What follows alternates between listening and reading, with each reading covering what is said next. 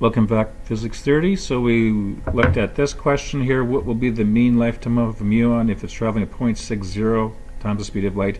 If at rest, or the real time, if it's 2.20 times 10 to the minus 6. So taking a look at this using the time dilation formula, so relatively easy here. So the time experienced by the muon on the ship, or in regular time, is that.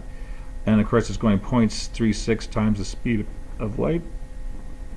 So if we take a look here, it's going 0.6 times the speed of light. So if we square 0.6, we get 0.36. Square c, it's c squared. So you can see the c squares cancel out here, and we're left with 1 minus 0.36, which is that. And the time works out to be 2.8 times 10 to the minus 6.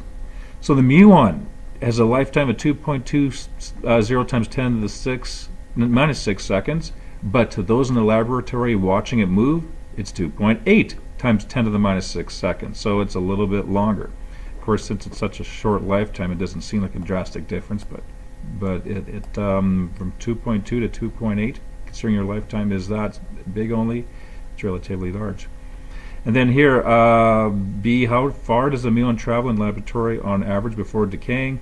So relativity predicts that a muon, so if it was traveling at that speed, as we saw earlier, and according to those witnessing this in the laboratory, it's going for a time of 2.2 times 10 to the minus 6 seconds. So V is equal to D divided by T, or solving for D is V times T, 500 meters. So that's the distance that would be measured in the laboratory.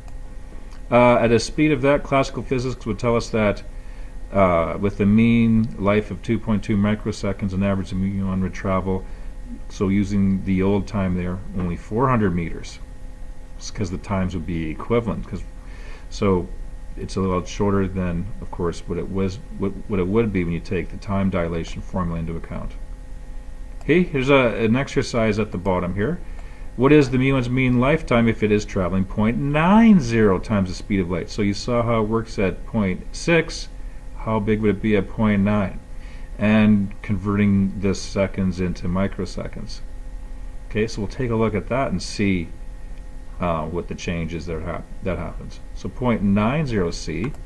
So if we take a look, doing the same thing here, the time dilation formula, using the time as situated before in seconds. So muon's regular lifetime is 2.20 times 10 to the minus 6 seconds.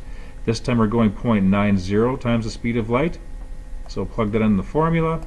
Okay, of course, 0.90 squared is 0.81. C squared is c squared, so the c squareds cancel out. When we get 1 minus 0.81, okay, keep on going there. 1 minus 0.81 is 0.19, so the square root of that, and then take 2.20 times 10 to the minus 6 divided by that factor there, and we get 5.04146 times 10 to the minus 6, and rounding off to 2 sig figs 5. So look at that, the life is more than doubled going at that high speed.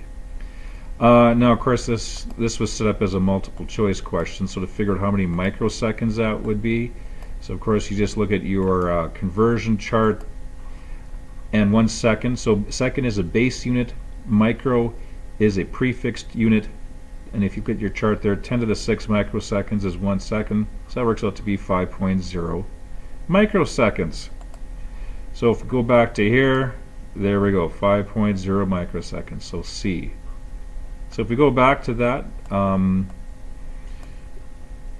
it was regularly 2.2 microseconds, but going at 90% the speed of light, more than doubles its lifetime, according to those outside observers.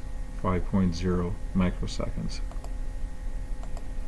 Okay, on this page here, looking at T and T naught, we need to clarify how to use that equation. So shorten it to be the gamma section, and the meaning of T and T naught. The equation is true only when delta T naught represents the time interval between the two events in a reference frame where an observer at rest sees the two events occur at the same point in space. So for example here, it's often called the real time that's experienced. If we're looking at the spaceship here from earlier, so here this is considered the real time for that observer on the ship, because we're timing the time for light to go away and back to the same exact spot. That person is standing right there at that spot. That is considered to be the real time. Whereas the other measured time, the time dilation, is from one spot to another spot that has moved locations. So the spot went from here to here, whereas here essentially the spot is over top of itself in the same location. So that's one key thing to note. Where am I? Here it is. So delta t naught represents the time interval between the two events in a reference frame where one observer at rest sees the two events occur at the same point in space. This time, delta t naught, is called the proper time. Then delta t in that time dilation equation represents the time interval between the two events as measured in a reference frame moving with speed v with respect to the first. In this example, delta t naught was set equal to that because it is only in the rest frame of the muon itself that the two events occur at the same point in space. So birth and decay. The muon is experiencing that. That is considered the real time, so that's delta t naught.